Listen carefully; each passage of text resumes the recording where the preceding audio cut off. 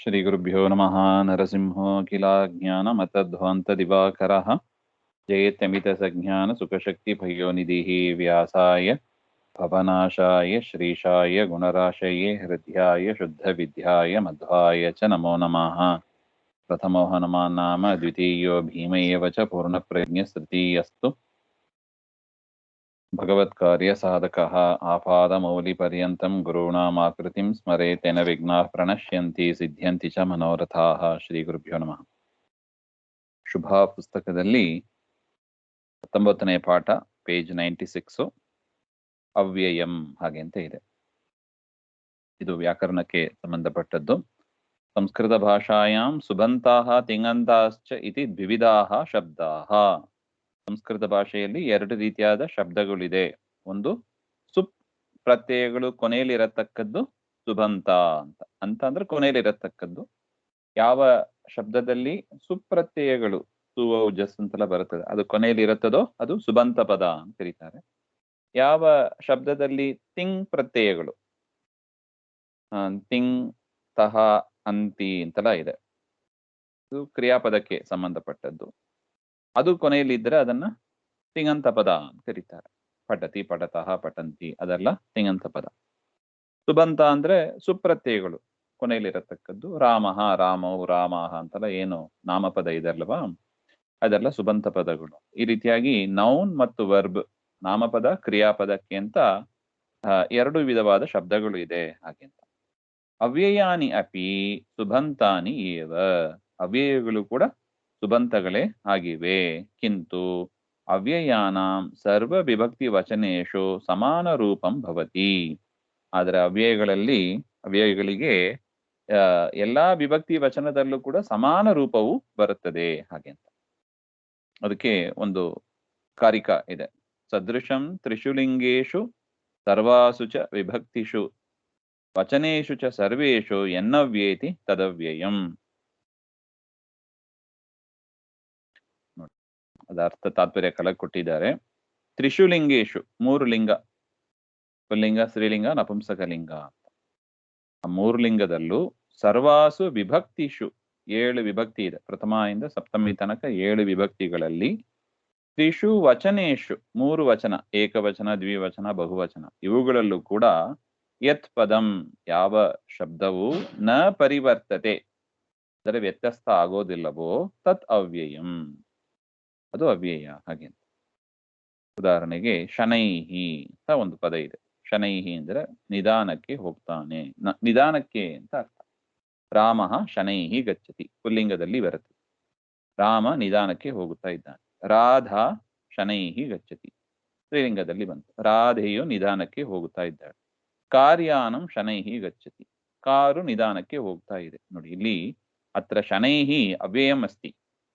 ಇಲ್ಲಿ ಶನೈಹಿ ಎನ್ನುವ ಶಬ್ದ ಅವ್ಯಯವಾಗಿದೆ. ತಥಾಪಿ ಶನೈಹಿ ಪದಂ ತ್ರಿಷುಲಿಂಗೇಶು ನ ವ್ಯತ್ಯಸ್ತ, 3 ಲಿಂಗದಲ್ಲೂ ವ್ಯತ್ಯಾಸ ಆಗಲಿಲ್ಲ.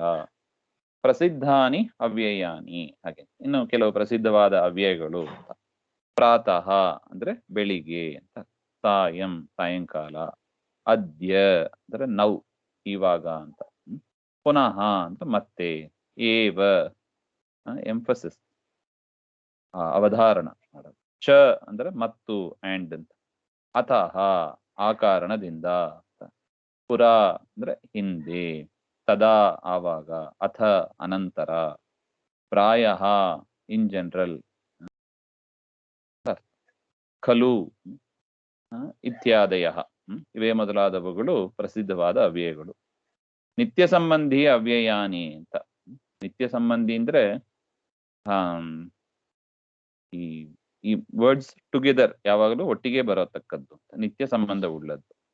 ಯದಾ ತದಾ, ಯಾವತ್ ತಾವತ್, ಯದಿ ತರ್ಹಿ, ಯಥಾ ತಥಾ ಇತ್ಯಾದಯ. ಉದಾಹರಣೆಗೆ, ಯದಾ ಮಾತಾ ಆಪಣಂ ಗಚ್ಚತಿ, ಯಾವಾಗ ತಾಯಿ ಅಂಗಡಿಗೆ ಹೋಗ್ತಾಳೋ, ತದಾ ಸುತಾ ಅಪಿ ಗಚ್ಚತಿ, ಆಗ ಮಗಳು ಕೂಡ ಹೋಗುತ್ತಾಳೆ. ಯಥಾ ರಾಜ ತಥಾ ಪ್ರಜಾ, ರಾಜ ಹೇಗಿರ್ತಾನೋ ಪ್ರಜೆಗಳು ಹಾಗೆ ಇರ್ತಾರೆ. ಇದು ನಿತ್ಯ ಸಂಬಂಧಿ ಅವ್ಯಯ. ಇನ್ನು ಕಾಲವಾಚಕ ಅವ್ಯಯ, ಕಾಲವನ್ನ ತಿಳಿಸಿಕೊಡುವ ಕೆಲವು ಅವ್ಯಯ ಶಬ್ದಗಳು ಇದೆ. ಏತಾನಿ ಅವ್ಯಯಾನಿ ಕಾಲಂ ಸೂಚಯಂತಿ, ಕಾಲವನ್ನು ಸೂಚನೆ ಮಾಡ್ತಾ ಇದೆ. ಉದಾಹರಣೆಗೆ ಶ್ವಃ ಅಂದ್ರೆ ನಾಳೆ, ಹ್ಯಃ ಅಂದ್ರೆ ನಿನ್ನೆ, ಅಧುನಾ ಅಂದ್ರೆ ಈಗ, ಅದ್ಯ ಈಗ ಅಂತ, ಪುರಾ ಹಿಂದೆ ಇತ್ಯಾದಯ ಇವೇ ಮೊದಲಾದವು. ಉದಾಹರಣೆಗೆ ಅಹಂ ಶ್ವಃ ನಗರಂ ಗಮಿಷ್ಯಾಮಿ, ನಾನು ನಾಳೆ ನಗರಕ್ಕೆ ಹೋಗುವೆನು. ಹ್ಯಃ ಅಸ್ಮಾಕಂ ಶಾಲಾಯಾಂ ಲಘು ಪರೀಕ್ಷಾ ಆಸೀತ್, ನಿನ್ನೆ ನಮ್ಮ ಶಾಲೆಯ ಲಘು ಪರೀಕ್ಷೆ ಇತ್ತು ಅಂತ.